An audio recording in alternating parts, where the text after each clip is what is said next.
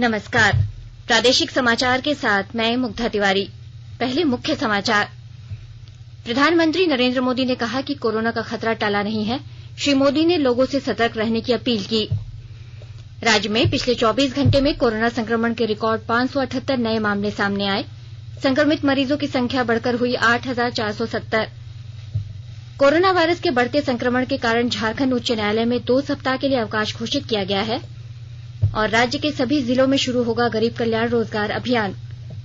अब समाचार विस्तार से।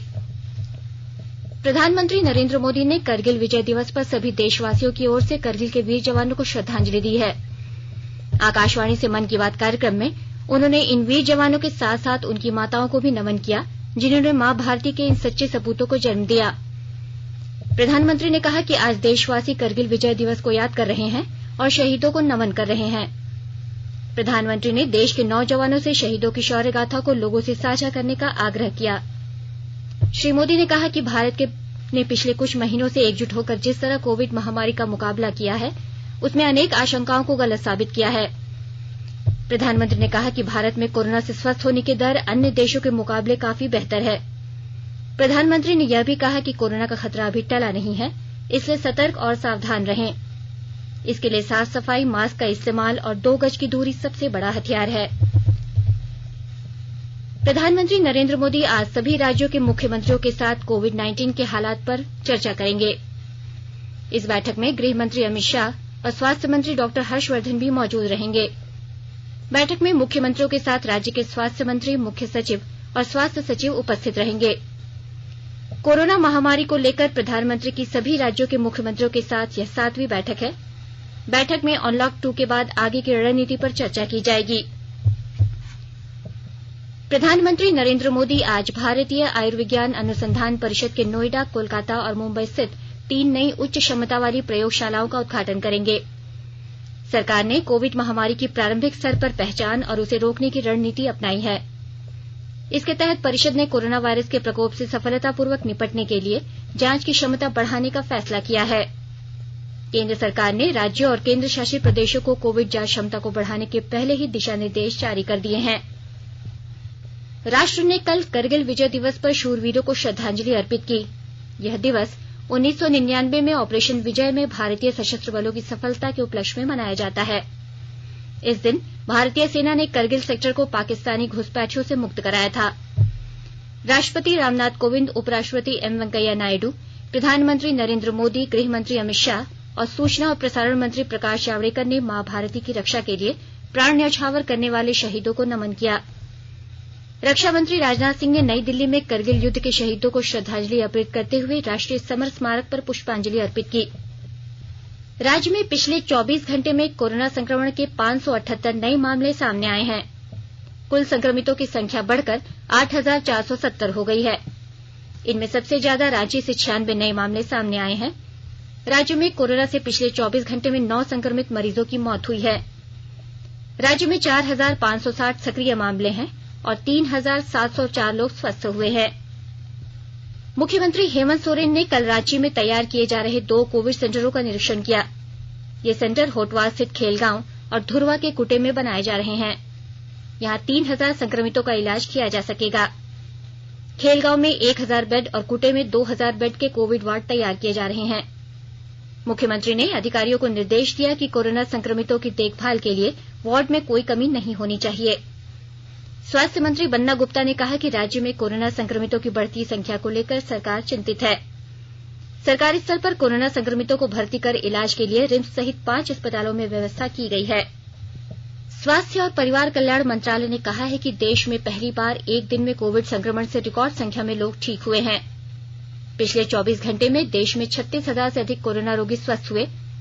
स्वस्थ होने वाले लोगों की संख्या अब 8,85,576 हो गई है। मंत्रालय ने बताया कि कोरोना से स्वस्थ होने की दर 63.92% हो गई है। कोरोना के सक्रिय मामलों की तुलना में स्वस्थ होने का अंतर 4,17,000 से अधिक हो गया है। मंत्रालय ने सभी राज्यों और केंद्र शासित प्रदेशों की सरकारों को सलाह दी है कि वे अपने राज्यों में टेस्ट, ट्रैक और ट्रीट की रणनीति को प्रभावी तरीके से लागू करें। स्वास्थ्य और परिवार कल्याण मंत्रालय ने लोगों को सलाह दी है कि वे नोवल कोरोना वायरस से अपने को सुरक्षित रखने के लिए सभी बुनियादी एहतियाती उपायों का पालन करें और सामाजिक दूरी बनाए रखें। एक रिपोर्ट। सरकार ने कहा है कि आवश्यक वस्तुओं की पर्याप्त आपूर्ति जारी है और लोगों को चिंता करने की कोई जरूरत नहीं है। लोगों को सलाह दी जाती है कि वे आवश्यक वस्तुओं और चिकित्सा सामानों की खरीदारी करते समय धैर्य रखें और शांत रहें। आवश्यक वस्तुओं को खरीदने के लिए बार बार बाहर निकलने से बचें। साथ ही लोगों से हाथ मिलाने और गले लगने से भी बचना चाहिए। बाजार, मेडिकल स्टोर और अस्पतालों में लोग कम से कम 1 मीटर की दूरी बनाए रखें। घर पर गैर जरूरी सामाजिक समारोह से बचा जाना चाहिए और घर पर मेहमानों को नहीं बुलाना चाहिए। लोगों को अपनी आंख, नाक और मुंह छूने से बचना चाहिए और लगातार हाथ साफ करते रहना चाहिए। हाथ को दोनों तरफ से कम 20 सेकंड तक रगड़कर धोना चाहिए। यदि कोई व्यक्ति खांसी या बुखार से पीड़ित है तो वह दूसरों के संपर्क में आने से बचे और डॉक्टर से तुरंत परामर्श ले। स्वास्थ्य मंत्रालय ने कोरोना वायरस के बारे में जानकारी के लिए एक टोल फ्री नंबर 1075 जारी किया है। इधर राज्य सरकार की ओर से भी कई दिशा निर्देश जारी किए गए हैं। इस सिलसिले में सरकार ने हेल्पलाइन नंबर 181 जारी किया है। सरकार ने कहा है कि कोरोना वायरस से संदिग्ध तौर पर संक्रमित कोई व्यक्ति पाया जाता है तो इसकी सूचना 0651 जो रांची का कोड है और टेलीफोन नंबर 2261-000 तथा 2261-002 के अलावा फैक्स नंबर 2261-856 और मोबाइल नंबर 9955837428 पर दी जा सकती है। आकाशवाणी रांची भी आपसे अपील करता है कि कोविड-19 के संक्रमण से बचने और अन्य लोगों को सुरक्षित रखने के लिए कृपया घर पर ही रहें और सरकारी दिशा निर्देशों का पालन करें। आकाशवाणी के ताजा तरीन समाचारों के लिए आप हमारी वेबसाइट newsonair.com पर लॉग ऑन कर सकते हैं।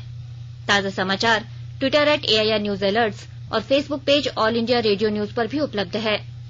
आप प्रादेशिक समाचार एकांश के ट्विटर अकाउंट @AIR News_Ranchi और Facebook page AIR News Ranchi के अलावा YouTube channel regional news unit Ranchi पर भी हमारे बुलेटिन सुन सकते हैं।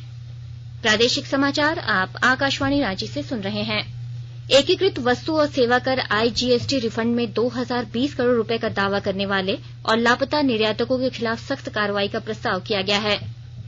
वित्त मंत्रालय ने बताया कि लापता निर्यातकों की संख्या 1474 तक पहुंच गई है। ऐसे सभी निर्यातकों के IGST रिफंड का भुगतान निलंबित कर दिया गया है जिनकी सत्यापन रिपोर्ट नकारात्मक आई है। हालांकि सीमा शुल्क अधिकारियों को सामान्य निर्यातकों के रिफंड के भुगतान में तेजी लाने को कहा गया है। बोकारो जिला प्रशासन ने मनरेगा के तहत अधिक से अधिक लोगों को रोजगार दिलाने के लिए पंचायत के मुखिया को जिम्मेदारी सौंपी है। ब्यौरे के साथ हमारे बोकारो संवाददाता। बोकारो जिले के मुखिया के कंधे पर मनरेगा के तहत ज्यादा से ज्यादा काम कराने की जिम्मेवारी दी गई है। उप विकास आयुक्त जय किशोर प्रसाद ने पेटरवार और कसमार प्रखंड के सभी मुखिया को मनरेगा के कार्यों को ठीक ढंग से कराने का निर्देश दिया है। डीडीसी ने शनिवार को मनरेगा और स्वच्छ भारत मिशन के तहत किए जा रहे कार्यों की समीक्षा की। डीडीसी ने कहा, योजनाओं का क्रियान्वयन सही ढंग से होगा तो इसका लाभ श्रमिकों को और ग्रामीणों को मिलेगा। उन्होंने कहा, प्रत्येक गांव में कम से कम 5 कार्य मनरेगा के तहत कराया जाए ताकि ज्यादा से ज्यादा ग्रामीण और प्रवासी श्रमिकों को काम दिया जा सके। मनोज कुमार, आकाशवाणी समाचार, बोकारो। कोरोना वायरस के बढ़ते संक्रमण के कारण झारखंड उच्च न्यायालय में 2 सप्ताह के लिए अवकाश घोषित किया गया है। रजिस्ट्रार जनरल अंबुजनाथ ने नोटिफिकेशन जारी कर कहा है कि झारखंड उच्च न्यायालय में 27 जुलाई से 6 अगस्त तक अवकाश रहेगा। इस दौरान सिर्फ अति आवश्यक नियमित जमानत याचिका और अग्रिम जमानत याचिका की ही सुनवाई हो सकेगी। अब तक झारखंड उच्च न्यायालय में 16 कर्मी कोरोना से संक्रमित हुए हैं और उच्च न्यायालय ने राज्य में कोरोना संक्रमण के मामले में हो रही वृद्धि पर चिंता जाहिर की थी। कोविड-19 से निपटने में मदद के लिए धनबाद जिला प्रशासन ने IT और NGO से जुड़े युवाओं से आवेदन मांगा है। और जानकारी दे रहे हैं हमारे धनबाद संवाददाता। धनबाद जिला प्रशासन ने कोविड-19 कार्य में मदद के लिए युवाओं छात्रों के लिए इंटर्नशिप कार्यक्रम शुरू करने का निर्णय लिया है। उपायुक्त उमाशंकर सिंह ने इस योजना के लिए इंफॉर्मेशन टेक्नोलॉजी से जुड़े छात्रों, एनजीओ में कार्यरत युवाओं से आवेदन आमंत्रित किया है। इसका नाम डीसी इंटर्नशिप कार्यक्रम होगा। 3 अगस्त से शुरू होने वाला कार्यक्रम और 2 महीने तक चलेगा। इसमें काम करने वालों को जिला प्रशासन की तरफ से अनुभव प्रमाण पत्र के अलावा आकर्षक मानदेय भी दिया जाएगा। छात्रों से 30 जुलाई तक ऑनलाइन आवेदन देने को कहा गया है। अजय कुमार सिन्हा, आकाशवाणी समाचार, धनबाद। राज्य के सभी जिलों में गरीब कल्याण रोजगार अभियान की शुरुआत की जाएगी। इसमें प्रवासी मजदूरों का चयन कर उन्हें प्रशिक्षित किया जाएगा और रोजगार उपलब्ध कराया जाएगा। इसके लिए मुख्य सचिव ने कौशल विकास मिशन सोसाइटी को आवश्यक कदम उठाने का निर्देश दिया है। गरीब कल्याण रोजगार अभियान एक केंद्रीय योजना है जिसके लिए राज्य के गोड्डा, गिरिडीह और हजारीबाग जिले के प्रवासी मजदूरों का चयन किया गया है। इस अभियान के तहत प्रवासी मजदूरों को प्रशिक्षित कर उन्हें रोजगार उपलब्ध कराया जाएगा। राज्य सरकार शेष अन्य जिलों में अपने स्तर पर इस योजना को लागू करने की योजना बना रही है। रिम्स के पेइंग वार्ड में भर्ती राजद प्रमुख लालू प्रसाद यादव की कोरोना जांच रिपोर्ट नेगेटिव आई है। उनके तीनों सेवादारों की रिपोर्ट पॉजिटिव आई है। सेवादारों की रिपोर्ट पॉजिटिव आने के बाद उन्हें ड्यूटी से हटा दिया गया है। लालू प्रसाद यादव की दोबारा जांच कराई जाएगी। और अब संक्षिप्त खबरें। गुमला जिले के 16 जवान कोरोना वायरस से संक्रमित पाए गए हैं, जिसमें टाउन थाना के 8, पुलिस लाइन के 6 और 4 एसपी आवास के जवान शामिल हैं। सभी जवानों को आइसोलेशन वार्ड में शिफ्ट कर दिया गया है। सिविल सर्जन डॉक्टर विजया भिंगरा ने बताया कि इनके संपर्क में आने वाले सभी लोगों की जांच कराई जाएगी। कोडरमा जिले में रविवार रात 58 नए पॉजिटिव मामले आने की पुष्टि हुई है। 15 लोगों की रिपोर्ट सदर अस्पताल में लगे ट्रूनेट मशीन से पॉजिटिव आई, जबकि 43 मामलों की पुष्टि रांची के रिम्स से की गई। उधर तिलैया थाना में पदस्थापित पुलिस के 3 जवान और 1 अधिकारी के संक्रमित होने के बाद 48 घंटे के लिए तिलैया थाना को सील कर दिया गया है। यहां आम लोगों के साथ साथ पुलिस कर्मियों के प्रवेश पर पाबंदी लगा दी गई है। जामताड़ा के उपायुक्त फैज अक अहमद मुमताज ने कोरोना महामारी के मद्देनजर बकरीद की नमाज अपने घरों में ही अदा करने की अपील की है। उपायुक्त ने कहा कि इस दौरान सांप्रदायिक सौहार्द बिगाड़ने वालों से निपटने के लिए संबंधित पदाधिकारी को कड़े दिशा निर्देश दिए गए हैं। और आइए अब सुनते हैं राज्य के प्रमुख अखबारों ने अपने पहले पन्ने पर किन किन खबरों को प्रमुखता से प्रकाशित किया है। आज राज्य में प्रकाशित लगभग सभी हिंदी अखबारों ने कोरोना संक्रमण के बढ़ते मामले को प्रमुखता से प्रकाशित किया है। दैनिक भास्कर ने प्रधानमंत्री के हवाले से लिखा है कि मास्क करे परेशान तो कोरोना वॉरियर्स को याद करें। हिन्दुस्तान ने भी कारगिल युद्ध के शहीदों के नमन से संबंधित खबर को प्रमुखता दी है। दैनिक प्रभात खबर ने असरकारी है सरकारी इंतजाम शीर्षक से राज्य में कोरोना संक्रमण से संबंधित खबर को प्रकाशित किया है। इसमें राज्य में कोविड सेंटर में संक्रमित मरीजों को दी जा रही सुविधा के बारे में बताया गया है। साथ ही यह खबर भी है कि मुख्यमंत्री ने रांची में बन रहे 3000 बेड के 2 नए कोविड अस्पतालों का निरीक्षण किया है और लोगों को आश्वस्त किया है कि कोविड सेंटर में भर्ती लोगों को किसी तरह की कमी नहीं होने दी जाएगी। रांची एक्सप्रेस ने प्रधानमंत्री के मन की बात को प्रमुखता से लिया है। वहीं द टाइम्स ऑफ इंडिया ने एक 9 दिन के शिशु की रिम्स से कोरोना संक्रमण से मुक्ति की खबर को पहले पन्ने पर प्रकाशित किया है। हिन्दुस्तान टाइम्स ने रिम्स में भर्ती बिहार के पूर्व मुख्यमंत्री लालू प्रसाद यादव के कोरोना संक्रमण रिपोर्ट नेगेटिव आने की खबर को पहले पन्ने पर स्थान दिया है। और अंत में मुख्य समाचार एक बार फिर। प्रधानमंत्री नरेंद्र मोदी ने कहा कि कोरोना का खतरा टला नहीं है। श्री मोदी ने लोगों से सतर्क रहने की अपील की। राज्य में पिछले 24 घंटे में कोरोना संक्रमण के रिकॉर्ड 578 नए मामले सामने आए। संक्रमित मरीजों की संख्या बढ़कर हुई 8470।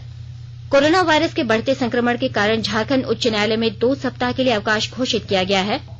और राज्य के सभी जिलों में शुरू होगा गरीब कल्याण रोजगार अभियान। इसके साथ ही आकाशवाणी रांची से प्रादेशिक समाचार का ये बुलेटिन समाप्त हुआ। नमस्कार। घर में रहिए, सुरक्षित रहिए और सुनते रहिए आकाशवाणी।